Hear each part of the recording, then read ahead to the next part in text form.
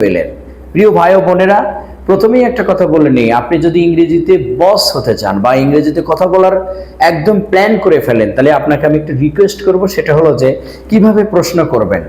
আপনি পৃথিবীর যেই প্রান্তেই যান, যেই দেশেই যান না কেন, আমি আপনাকে রিকোয়েস্ট করব প্রশ্ন করা শেখেন।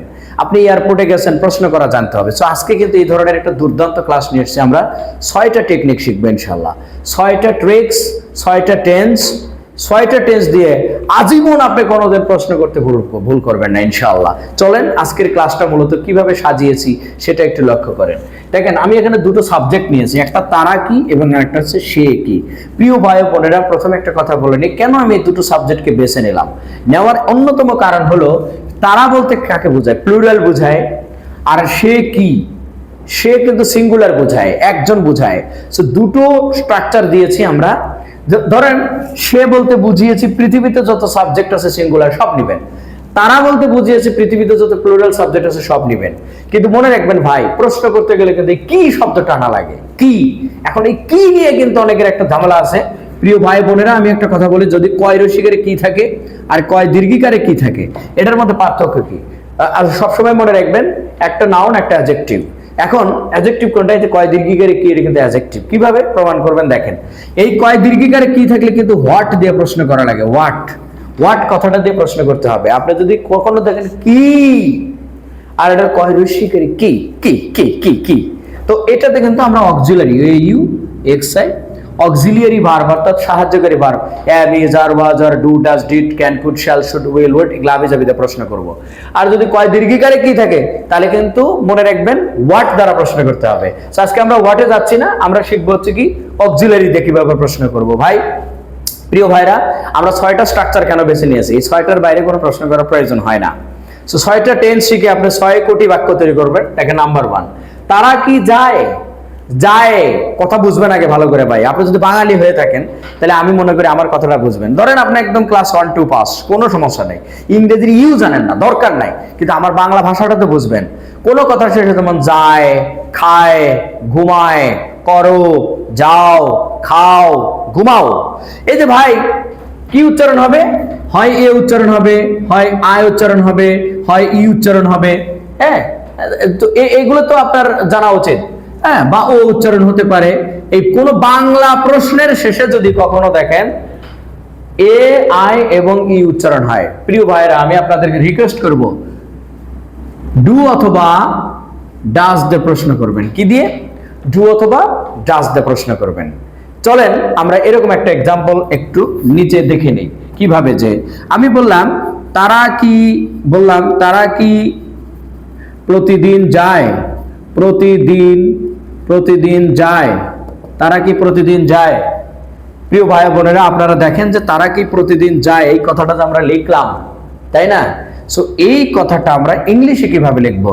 কি এর দিকে তাকান, কয় রস্যিকারে কি, তার মানে এটা হোয়াট দিয়ে প্রশ্ন করা যাবে না। হোয়াট আমরা অক্সিলারি দিয়ে প্রশ্ন করবো, কিন্তু এখানে যায় আছে, আমরা বলেছি এ, আই, ই এবং ও, এই কথাগুলো যদি উচ্চারণ হয় ডু অথবা ডাজ নেবেন। যেহেতু তারা আছে, তো তারা যেহেতু প্লুরাল, তাই আমরা কি নেব? ডু। দেখেন, ডু সাবজেক্ট কি বলে? দে।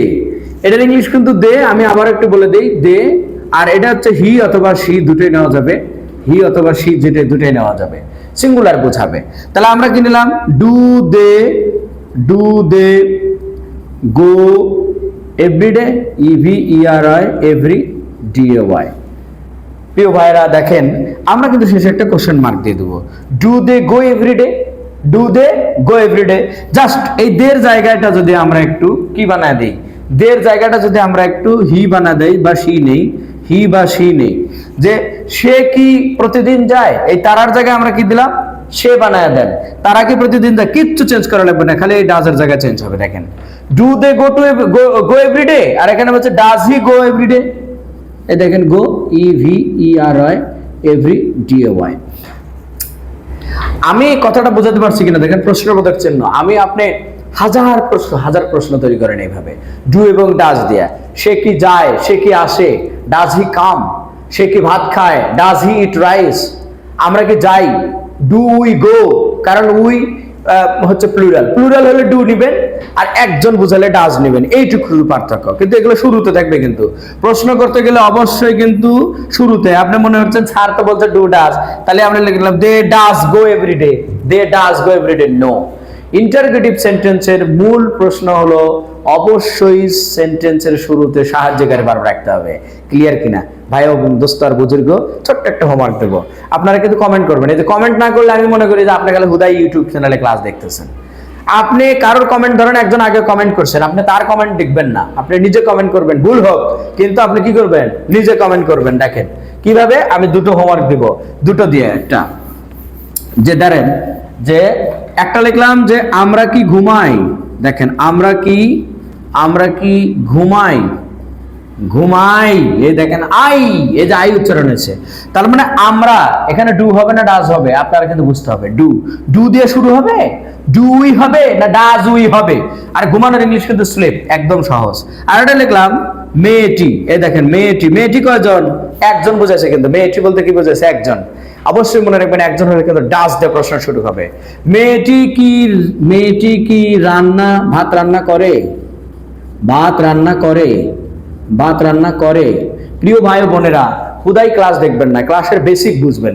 এই যে আপনাকে একটা বাক্য তৈরি করা শিখাইতেছি আমি যে একটা বাক্য তৈরি করা মুখস্থ করাইতেছি না, কিন্তু আপনাকে বাক্য তৈরি করা শিখাইতেছি, এটা বুঝবেন। আপনি যদি যতই দুর্বল হন না কেন, আপনি তৈরি করা শিখবেন, ঠিক আছে? মাছ ধরা শেখেন, মাছ ধরা শিখলে আপনি নিজে মাছ ধরতে পারবেন। সো আমরা কিন্তু 1 নম্বর স্ট্রাকচারটা হয়ে গেল। দেখেন এখন আমরা কি করছি, যে এই যায় কথাটা আমরা বলেছি কি গিয়েছিল বা গেল। কোন কথার শেষে যদি প্রিয় ভাই বোনেরা ম, ত এবং ল, এটা মনে রাখবেন, ম, ত, ল, হ্যাঁ, ম, ত এবং কি ল। আর একটা কথা আসে ছিল, ছিল কথাটা থাকে বেশিরভাগ ক্ষেত্রে, ছিল। এই কথাগুলো যদি থাকে তখন কিন্তু আপনি ডিড ব্যবহার করবো। ডিড কি ব্যবহার করবো বন্ধুরা, এই জায়গায় কিন্তু আমরা ডিড ব্যবহার করব, ডিড, এই যে ডিড ব্যবহার করব, ডিড। ওকে, আমরা এরকম দুটো এক্সাম্পল একটু নেই। তবে মজার ব্যাপার হলো এই জায়গায় ডু আর ডাজ এর কোনো পার্থক্য নেই। ডিড অল টাইম যার তার সাথে নিতে পারবো আমরা, যার তার সাথে আমরা নিতে পারবো। ওকে, যার তার সাথে আমরা নিতে পারবো। সো প্রিয় ভাইয়েরা, আমরা তাহলে একটু দেখি যে আমি বললাম যে সে কি গিয়েছিল, সে কি গিয়েছিল, সে কি গিয়েছিল। এই যে দেখেন সে কি গিয়েছিল, সে, তাহলে কি সে ইংরেজি কি হি বা সি। আর আমরা শিখেছি কি ছিল। কোন কথার কোন প্রশ্নের শেষে যদি ছিল থাকে তাহলে আমরা কি নিব বন্ধুরা, ডিড নেব, তাই না? ডিড নেব। এই দেখো তাহলে আমরা লিখবো ডিড, এই যে did she go, did she go, did she গো। এখন ডিড শি গো, সে কি গিয়েছিল। এখন যদি আমরা বলি সে কি ঢাকা গিয়েছিল, এরকম আমরা বললাম যে সে কি গিয়েছিল ঢাকায়, ঢাকায়, হ্যাঁ, অথবা সে কি ঢাকায় গিয়েছিল, তাহলে did she go to Dhaka, D H A K, Dhaka. তাহলে সে কি ঢাকায় গিয়েছিল। তো ভাইরা আমি আর একটা কথা বলি, এই ডিডের কোনো বন্ধু না, ডিড কিন্তু একা। এখানে ডু ডাস ছিল, ডু ছিল আবার ডাস ছিল, এই জন্য ঝামেলা। কিন্তু ডিড একটা যেহেতু সবার সাথে ব্যবহার করা যাবে, এই জন্য সিঙ্গুলার হোক প্লুরাল হোক যে কোনোটার সাথে আমরা ব্যবহার করতে পারবো। সো আমি একটা ছোট্ট হোমওয়ার্ক এখানে দিয়ে রাখবো, যে আমরা বলবো যে তারা কি, এই যে আমি কিন্তু কয় রস্বীকারে কি দিচ্ছি এটা খেয়াল করবেন, কয় রস্বীকারে কি দিচ্ছি। তারা কি গতকাল এসেছিল। আর একটা কথা আপনি বলে নেই যে তারা কি গতকাল এসেছিল, এই যে কয় রস্বীকারে কি, আর সাবজেক্ট কি নিয়েছি, দে নিয়েছি, দে। সো এখানে সাবজেক্ট ডিড কিন্তু শুরুতে থাকবে, ডিড কিন্তু শুরুতে থাকবে। সো প্রিয় ভাইরা আমি আবারও রিকোয়েস্ট করব, অবশ্যই যদি আমার ক্লাসটা দেখে থাকেন একটু কমেন্ট করে জানাবেন। দেখেন আমাদের আগের ক্লাসের একটা আপু, ওনার নাম হচ্ছে প্রিয়া বসাক, বা আপনারা একটু স্ক্রিনশটে দেখেন, ওনার নামটা আমি জানি না। অনেক অনেক ধন্যবাদ, ওনার প্রত্যেকটা কমেন্ট কিন্তু উত্তরগুলো কিন্তু ঠিক হয়েছে। কাইন্ডলি আপনারা একটু দেখবেন যে এই ক্লাসটা কিন্তু অনেক সুন্দর এবং সাবলীলভাবে উনি ক্লাসটা করেছেন, যার কারণে কমেন্টগুলো করেছেন। আপনারা কমেন্ট করবেন, তাহলে বুঝবো যে না ঠিক আছে।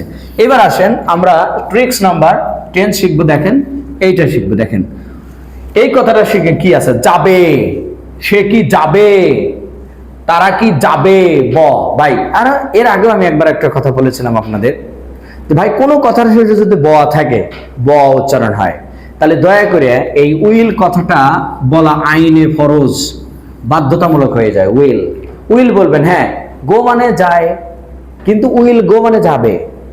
ইট মানে খায় বা খাই, উইল ইট মানে খাবে বা খাবো, এটুকু একটু মনে রাখবেন। দেখেন তাহলে আমাদের এখানে আর প্রশ্ন করার কোনো সুযোগ মানে কোনো টেনশনই নাই, কারণ আমরা উইল দিয়ে প্রশ্ন করব। আমরা লিখলাম ছেলেটি কি, এই দেখেন কয় রসিকারে কি দিলাম, ছেলেটি কি, ছেলেটি কি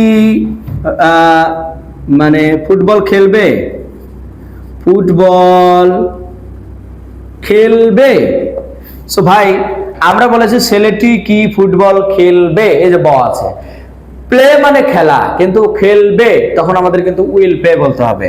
তাহলে আমরা উইল দিয়ে সেন্টেন্স শুরু করব।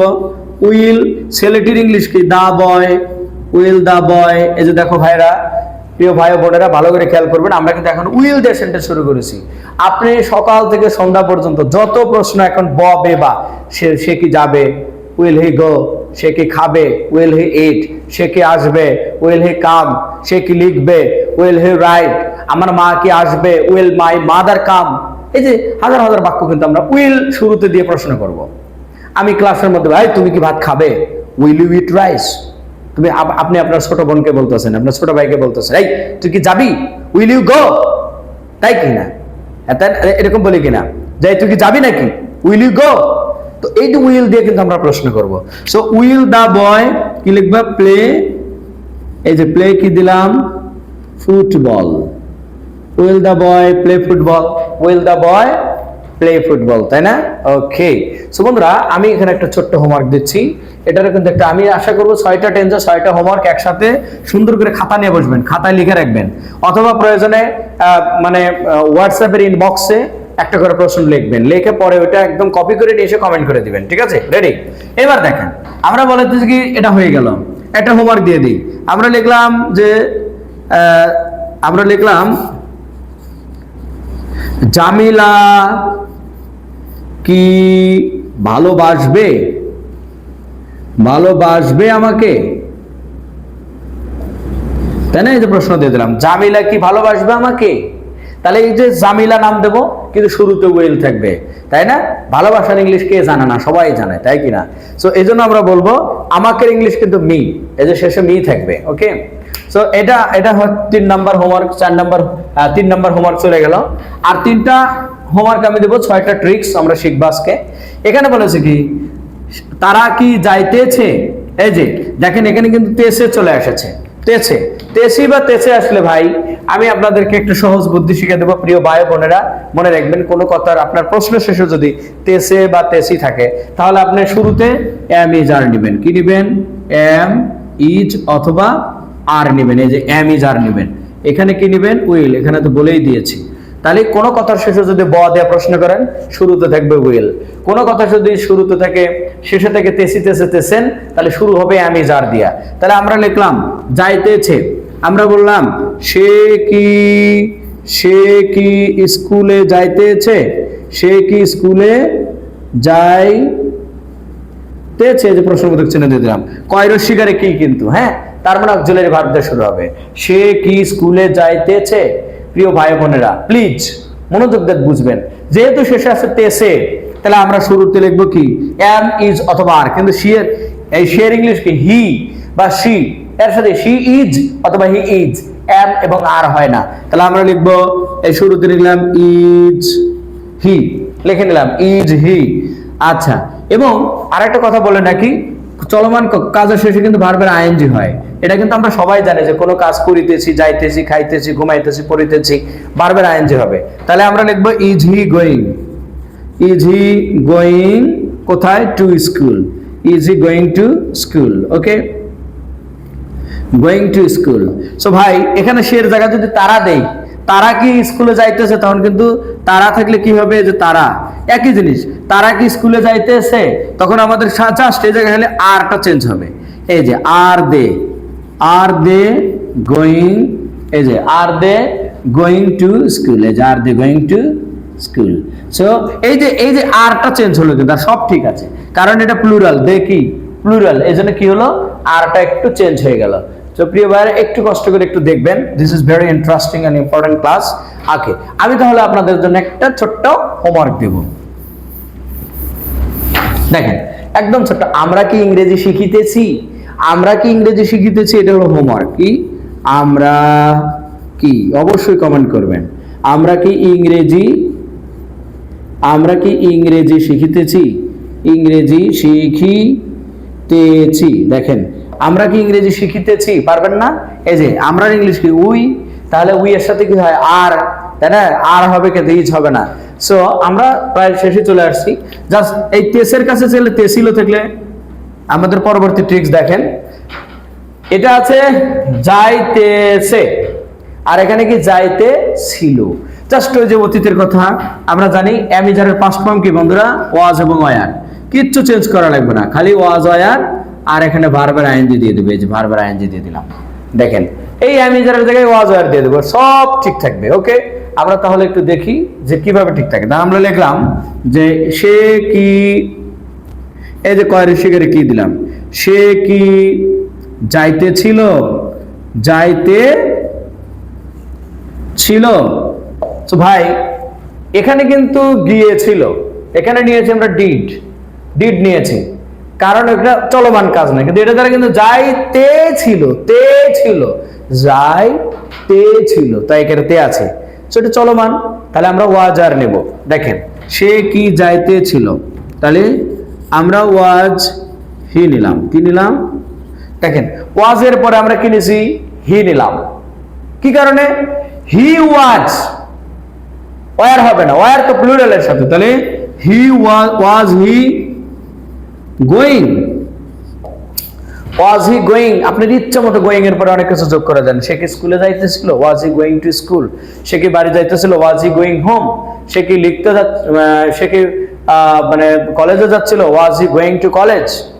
This is true and truest way to make you very much important. So আমাদের কিন্তু এই জায়গাটাই একটু খেয়াল করতে হবে প্রিয় ভাইয়েরা, যে চলমান কাজ হলে ভার্বের আইএনজি হয়। আচ্ছা, আপনারা যারা ইংরেজি শেখার নিয়ত করছেন, এটুকু কি বুঝবেন না যে ভাই চলমান কাজ কোনগুলো? যেমন আমি খাইতেছি, আমি যাইতেছি, আমি এই যে ইংরেজি পড়াইতেছি, এগুলো হচ্ছে চলমান কাজ। তো এগুলোর সাথে অ্যামিজার হবে আইএনজি। কিন্তু যদি এটা একটু অতীতে নিয়ে যান, যে আপনি সকালে যে কাজগুলো করতেছিলেন সেগুলো কি ওয়াজার নেবেন না? এই যে ওয়াজার নেবেন না, এটুক তো বুঝবেন ইনশাআল্লাহ। তাও যদি না বোঝেন কমেন্ট করেন, আমি রাগ করি না, I don't mind for this. আমি আপনাদেরকে শিখাতে আসছি ভাই, এখানে ভাব নেওয়ার জন্য আসি নাই, তাই কিনা? আপনি পারবেন না, এটাই তো স্বাভাবিক। পারলে কি আমার এই চ্যানেলে ক্লাস দেখতে আসতেন? তা তো আসতেন না। সো আপনি পারবেন না, আর এটা নিয়ে আমি কখনোই আমার অফলাইন ক্লাসে কিন্তু কখনো আমি স্টুডেন্টদের রাগ করি না, ঠিক আছে? আমার ছাত্রদের একদম দুর্বল স্টুডেন্টকে ভালো করার মধ্যে ক্রেডিট। সো ভাই এখানে ওয়াজি, এখন যদি আমি এই শের জায়গায় যদি দিয়ে দেই, দেখেন শের জায়গায় সেটা কেটে দিলাম, দিয়ে লিখলাম যে তারা। এই দেখেন তারা, তারা কি যাইতেছে, তখন এই ওয়াজটা চেঞ্জ হইতে কি হয়ে যাবে না? এই দেখেন ওয়ার, আর এই হিটা চেঞ্জ হয়ে যাবে কি? ওয়ার দিয়ে। এই দেখেন জাস্ট এই ওয়ারটা কখন হবে এটা আপনার উপর ডিপেন্ড করবে। যে আপনি যদি সাবজেক্ট প্লুরাল নেন তাহলে এখানে ওয়ার, সাবজেক্ট সিঙ্গুলার নিলে এখানে হবে ওয়াজ। এইটুকু শুধু মনে রাখবেন ইনশাআল্লাহ। সো প্রিয় ভাইরা, আমি একটু ছোট্ট হোমওয়ার্ক দিই আপনাদেরকে। তাহলে একটা হোমওয়ার্ক দেই, যে আমরা লিখলাম যে লোকটি, কি লিখলাম? লোকটি কি, এই দেখেন কয় রসিকারে কি দিলাম, কিন্তু কয় দীর্ঘি না, দীর্ঘি দিলে হট দিয়ে প্রশ্ন শুরু হতো। লোকটি কি গতকাল ধরেন হাঁটিতে ছিল, হাঁটি, এই দেখেন তয়কের দিয়ে আসলো, কিন্তু হাঁটিতে ছিল।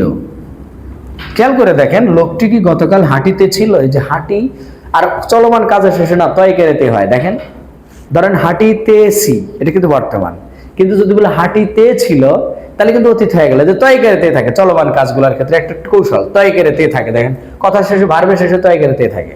সো লোকটি কি গতকাল হাঁটিতে ছিল, হাঁটার ইংলিশ কিন্তু ওয়াক। প্রিয় ভাই ও বোনেরা, অ্যান্সার করার সময় ওয়াকিং করে দিবেন, কারণ এটা চলমান কাজ। সো এটা সাবজেক্ট কিন্তু লোকটি, দা ম্যান। আমি বলে দিলাম, কমেন্ট করবেন কিন্তু ইনশাআল্লাহ, ইনশাআল্লাহ কমেন্ট করবেন। হ্যাঁ, ওকে, আমরা লাস্ট চলে এসেছি। প্রিয় ভাই ও বোনেরা, আমি আপনাদেরকে যেটা বলি, যে কোনো কথার শেষে যদি ইয়াসি, ইয়াসে, ইয়াসে, এসে, ইয়াসে, ইয়াসেন, এবং মানে যেমন আমরা বলি না, সে ইংরেজি শিখেছে, সে গান গেয়েছে, সে পড়েছে, মানে একটা পারফেক্ট টেন্সের একটা আবহাওয়া। সো হ্যাভ হ্যাজ দিয়ে প্রশ্ন শুরু করবেন ভাইরা। আমি আপনাদের বলি হ্যাভ এবং হ্যাজ, এই দুইটাতে প্রশ্ন করবেন। হ্যাভ এবং কি হ্যাজ দিয়ে, হ্যাভ এবং হ্যাজ দিয়ে প্রশ্ন করবে এটার মধ্যে থেকে। এবং আপনারা জানেন যে হ্যাভ হ্যাজ মানেই ভার্বের সবসময় ভি থ্রি হয়। ভার্বের কি হয়? ভি থ্রি হবে, পাস্ট পার্টিসিপল ফর্ম হবে, পাস্ট পার্টিসিপল ফর্ম হবে, অর্থাৎ ভার্বের 3 নাম্বার ফর্ম হবে। দেখেন আমরা বললাম যে নীলা নীলা কি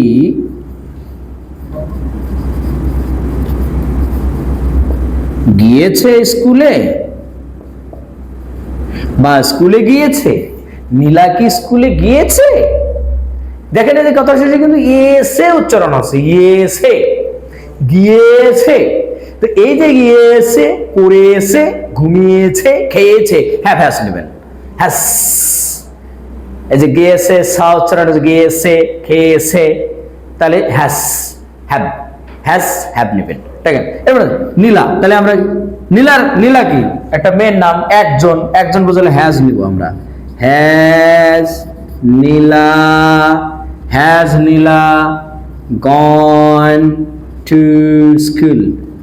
প্রিয় ভাই বোনেরা দেখেন আমরা এখানে কেন গন নিলাম আমি কিন্তু বলে দিয়েছি। হ্যাভ হ্যাজ এর পরে মনে রাখবেন আপনার নিজের নাম বলে যান। আপনার নাম মনে করেন হাসান, মান্নান, হান্নান, তারপরে সাদেকা, মালেকা, খালেকা, যা হয় না কেন আপনার নাম বলে যান, কিন্তু এটা বলেন না যে হ্যাভ এবং হ্যাজের পরে কোনো ভার্ব আসলে ভার্বের পাস্ট পার্টিসিপল ফর্ম হয়। হ্যাঁ মানে 3 নাম্বার ফর্ম হয়, যেমন গো, ওয়েন্ট, গন। এই দেখেন আমি লিখেছি গো, ওয়েন্ট এবং গন, এটা হলো 3 নাম্বার ফর্ম। দেখেন গো হচ্ছে 1 নাম্বার ফর্ম, ওয়েন্ট হচ্ছে 2 নাম্বার ফর্ম, আর গন হচ্ছে 3 নাম্বার ফর্ম। এই 3 নাম্বার ফর্মটাই কিন্তু এখানে লিখেছি, তাই না? এখন আমি একটা হোমওয়ার্ক দিই আপনাদেরকে। আচ্ছা দেখেন আরেকটা জিনিস বললো যে তারা, আমি সে নিয়েছি, নীলা মানে একজন নিয়েছি, যদি তারা নেই তাহলে কি হবে? তারা, দেখেন এখানে যদি আমি লিখি তারা কি গিয়েছে স্কুলে, তারা কি, কিচ্ছু চেঞ্জ হবে না, দেখেন খালি এই জায়গায় চেঞ্জ হবে। তারা যেহেতু প্লুরাল তাই আমরা হ্যাভ দিয়ে প্রশ্ন শুরু করতে হবে। হ্যাভ দে, এই দেখেন হ্যাভ কি নেব? Have they gone to school, have they gone to school, তারা কি স্কুলে গিয়েছে? প্রিয় ভাই বোনেরা আশা করি ক্লাসটি বুঝেছেন। একটা ছোট্ট হোমওয়ার্ক দিয়ে দেই, আমি একটা ছোট্ট হোমওয়ার্ক দিয়ে দিই, কি বলেন? লিখলাম ওয়াও, তারা কি ইংরেজি শিখেছে? ইংরেজি শিখেছে ভাই। এই যে শেখার ইংলিশ কিন্তু লার্ন, লার্নের পাস্ট ফর্ম কি? LEARN, লার্ন, LEARNED, আবার LEARNT যোগ করা যায়, লার্নড। আপনি কিন্তু ইচ্ছে করলে লার্নড লিখতে পারেন। হ্যাঁ আপনি কিন্তু ইচ্ছে করলে কি লিখতে পারেন?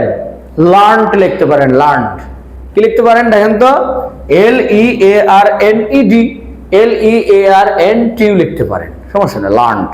আমি কিন্তু বলে দিলাম যে তারা কি ইংরেজি শিখেছে, তারা আছে, হ্যাভ হবে না হ্যাজ হবে, এটা আপনার উপর ডিপেন্ড করবে। কারণ আমি বলে দিয়েছি ভাই প্লুরাল সাবজেক্ট হলে অবশ্যই হ্যাভ নেবেন, সিঙ্গুলার সাবজেক্ট হলে হ্যাজ নেবেন।